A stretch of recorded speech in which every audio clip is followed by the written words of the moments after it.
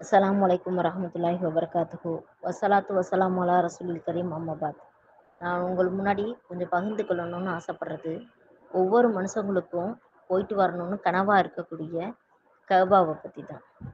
பல கோடி மக்களை காலமெல்லாம் கவர்ந்திருக்கக்கூடிய இந்த கஅபாவுக்குள்ள என்னத்தான் இருக்கு? தியான சிந்தனையும் பாவ மன்னிப்பு குரல் அழுகையும் எப்படி வருது? மிகவும் இருக்கக்கூடிய அந்த காந்த சக்தி எங்கிருந்து வருது? மக்காவை நெருங்க நெருங்க உள்ளம் சிறகடிக்க ஆரம்பிச்சிடும். அப்போது ஏற்படக்கூடிய படபடப்பை இழுத்தால எழுதிட முடியாது. கஅபாவை நெருங்கியதும் இந்த உணர்ச்சி பன்மடங்கு அதிகரிக்கும். இறைவனுடைய ஆலயத்தை கண்டுவிட்டதும் ஏற்படக்கூடிய உணர்வை எந்த வார்த்தை ஜாலத்தை வச்சும் வர்ணிச்சிட முடியாது. யாருக்கும் இந்த பூலோக உணர்வே இருக்காது. அல்லாஹ் அல்லாஹ் என்று நாடி நரம்புகள் அத்தனையும் ஒட்டுமொத்தமாக திக்ரு செஞ்சு துள்ளி எழும். கண்கள் தாங்கள் செய்த மாபெரும் பாக்கியத்தை ஒரு நொடி கூட இழக்க விரும்பாமல் கஅபாவை விட்டு நகர மறுக்கும். அதி அற்புதமான அந்த திரு இல்லம்தான் பூமியிலேயே முதலாக தோற்றுவிக்கப்பட்ட புனித ஆலயம். முதல் நபியான ஆதம் அலைஹிஸ்ஸலாம் அவங்களோடு பூமியில இறக்கப்பட்ட ஆலயம் அல்லவா அது. ஆதம் அலைஹிஸ்ஸலாம் அவங்களும் எண்ணற்ற மலக்குகளுடைய கூட்டமும் தவாப் செய்த பேராலயம் அது. 70,000 மலக்குகளும் ஒவ்வொரு நாளும் கஅபாவில பிரவேசித்து அல்லாஹ்வை தியானிக்கும் திக்ர் செய்யக்கூடிய ஆலயமா இருக்கு. அல்லாஹ்வே தன்னுடைய திருமறையில சொல்றான், வலில்லாஹி அலன்னாசி ஹிஜ்ஜில் பைத்தி மனஸ்ததஇ இலைஹி சபீலா. அதாவது வசதி இருந்து சென்று வர சக்தி பெற்றவர்கள் வாழ்நாள்ல ஒரு தடவையாவது ஹஜ்ஜு செய்வது அவங்க மீது கடமையாகும் அப்படின்னு சொல்றான். இன்னும் நபிகள் நாயகம் ஸல்லல்லாஹு அலைஹி வஸல்லம் அவங்க சொன்னதா புகாரில 1189வது ஹதீஸா பதியப்பட்டிருக்கு. இஸ்லாத்தை பொறுத்த வரைக்கும் 3 இடங்களை தவிர வேறு எந்த இடத்துலையும் புண்ணியத்தை நாடி, அதாவது நன்மையை நாடி பயணம் செய்யக்கூடாது. அதை இஸ்லாம் முழுமையா தடுத்திருக்கு. 3 இடங்களை தவிர. அந்த 3 இடங்கள் என்ன அப்படின்னா, மஸ்ஜிதுல் ஹரம், அதாவது கஅபத்துல்லா, மஸ்ஜிதுல் நவபி, அதாவது மதீனாவில் இருக்கக்கூடிய பள்ளிவாசல், 3வது மஸ்ஜிதுல் அக்ஸா, பாலஸ்தீன்ல இருக்கக்கூடிய பைத்துல் முகத்திஸ். இந்த 3 இடங்களுக்கும் நன்மையை நாடி நம்ம பயணத்தை மேற்கொள்ளலாம். ஆனா இன்னைக்கு பார்த்தா, அதாவது நேர்ச்சை செய்து நாகூர், ஏர்வாடி இந்த மாதிரி ஊர்களுக்கெல்லாம் போறவங்கள பார்த்துருக்கோம், அல்லாஹ் தடுத்தவர்களை தவிர. இன்னும் புகாரி 1190வது ஹதீஸா பதியப்பட்டிருக்கு. மஸ்ஜிதுல் ஹரத்துல தொழுகிறது மற்ற பள்ளிவாசல்கள் தொழுகிறத காட்டிலும் 1,00,000 மடங்கு நன்மை அதிகம். இன்னொரு ஹதீஸாவும் பதியப்பட்டிருக்கு. மஸ்ஜிது நபவில தொழுகிறது மற்ற பள்ளிவாசல்களில் தொழுகிறத காட்டிலும் 24 மடங்கு நன்மை அதிகம், ஹரத்தை தவிர. அதாவது கஅபத்துல்லாவில் தொழுகிறது 1,00,000 மடங்கு நன்மையை அதிகரித்து தரும். நம்மளுக்கெல்லாம் நபிகள் நாயகம் ஸல்லல்லாஹு அலைஹி வஸல்லம் சொன்னதா திருமதி 795வது ஹதீஸா பதியப்பட்டிருக்கு. நம்மளுக்கெல்லாம் 3 நேர தொழுகை, 3 நேரத்துல தொழுகிறதுக்கு தடை செய்யப்பட்டிருக்கு. என்னென்ன? 1 சூரியன் உதயமாகும் நேரம், 2வது சூரியன் நடு உச்சிக்கு வர நேரம், 3வது சூரியன் மறையக்கூடிய நேரம். இந்த 3 நேரத்திலையும் தடை செய்யப்பட்டிருக்கு. ஆனா மஸ்ஜிது ஹரத்துல எந்த நேரமும் கிடையாது, எந்த இதுவும் கிடையாது. 24x7 நம்மளுக்கு தொழுகிறதுக்கு அனுமதி இருக்கு. அதாவது நபிகள் நாயகம் ஸல்லல்லாஹு அலைஹி வஸல்லம் சொல்றாங்க, அப்துல் முனாஃப் குடும்பத்தினரே இரவிலும் பகலிலும் எந்த நேரத்துல வேணாலும் மஸ்ஜிது ஹரத்தை தொழுதுக்கலாம். அப்படி தொழுகிறவங்கள நீங்க தடுக்காதீங்க. ஏன்னா மற்ற நேரத்துல தடை செய்யக்கூடிய நேரத்துல கூட அந்த இதுல தொழுதுக்கலாம் அப்படிங்கிறது இது மூலமா தெரியுது. இன்னும் நபிகள் நாயகம் ஸல்லல்லாஹு அலைஹி வஸல்லம் சொன்னதா முஸ்லிம் 5231வது ஹதீஸாவும் புகாரில 1881வது ஹதீஸாவும் பதியப்பட்டிருக்கு. இறுதி நாளுடைய அடையாளங்கள்ல ஒன்று தஜ்ஜாலுடைய வருகை. இது நம்மள நிறைய பேத்துக்கு தெரிஞ்சிருக்கும். அவனுடைய காலடி தளமே பதியாத இடம்ங்கிறது இந்த பூமியில எதுவுமே கிடையாது. எல்லா இடத்துக்கும் அவன் போவான் வருவான், 2 இடத்தை தவிர. ஒன்று மக்கா, இன்னொன்று மதீனா.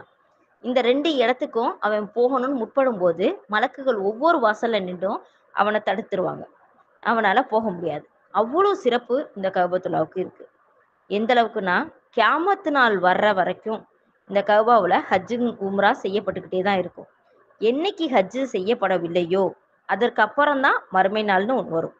அதாவது ஒரு அடையாளமா நம்மளுக்கு தெரிஞ்சிருக்கும், ஹதீஸ்ல பார்த்துருப்போம். யஜூஜ் மஹ்ஜூஜ் கூட்டத்தினர் பூமிக்கு வருவாங்கன்னு. அவங்க வந்ததுக்கு அப்புறமும் கூட ஹஜ்ஜு நடைபெறும் அப்படின்னு சொல்லியிருக்காங்க. ஹஜ்ஜு நின்றுச்சு அப்படின்னு சொல்லி சொன்னா, அதாவது ஹஜ்ஜு உம்ரா செய்யறது நிற்கப்பட்டுச்சு, தடுக்கப்படுது அப்படின்னு சொல்லி சொன்னா, அதுக்கப்புறமாட்டி இது வந்து மறுமை நாள் வந்துடும். புகாரி 1593வது ஹதீஸா இது வந்து அபு சயீத் குத்ரி ரலியல்லாஹு அன்ஹு அவங்க வந்து அறிவிச்சிருக்காங்க.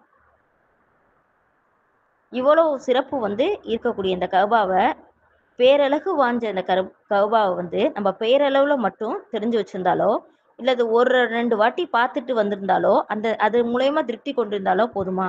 நம்மள பலருக்கு கஅபாவை வந்து எதனால கட்டப்பட்டுச்சு? அதுக்குள்ள என்ன இருக்கு?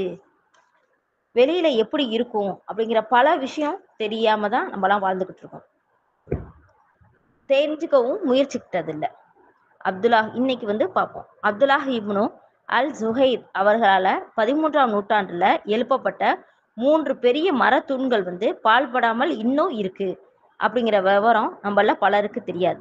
அதனோட உள்பகுதி அழகிய பால்வண்ண பளிங்கு கற்களாலும் அழகிய வேலைப்பாடுகளாலும் அமைஞ்சிருக்கு.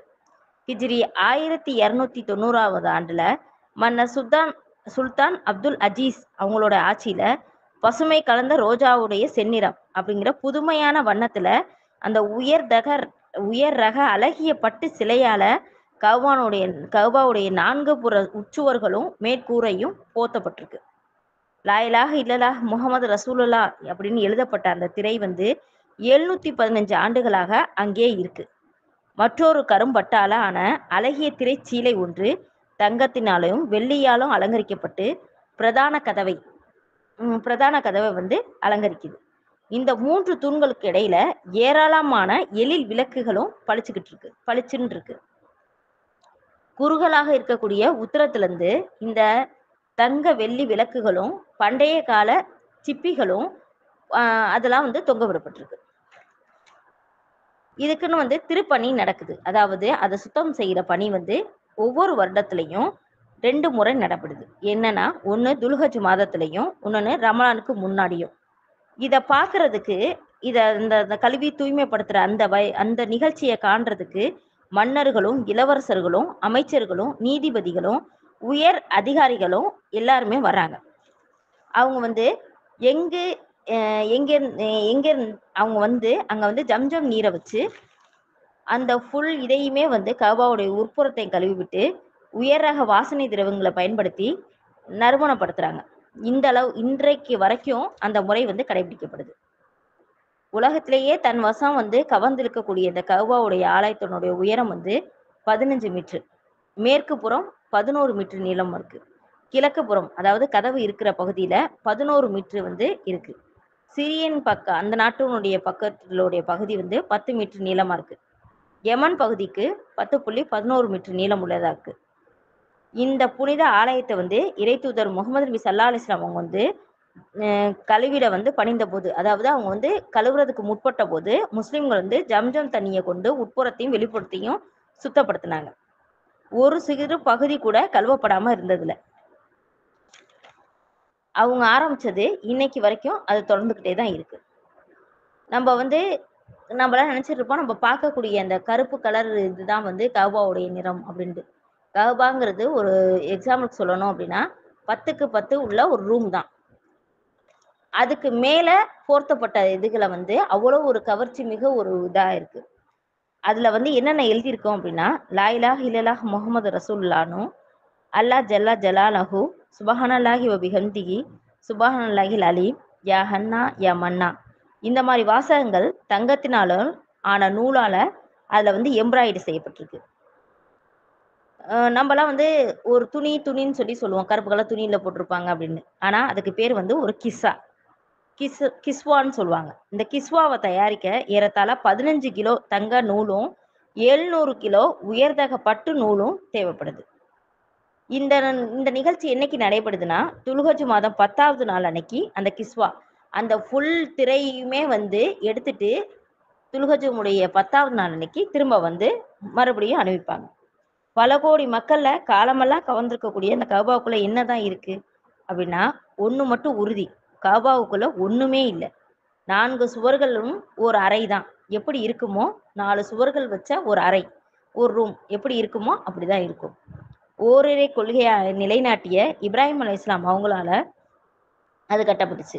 அதற்கு பின்னாடி வழி தவறிய அரபு மக்கள் என்ன பண்ணாங்கன்னா, கௌபாவுக்குள்ள சிலைகளை கொண்டு வந்து வச்சுட்டாங்க.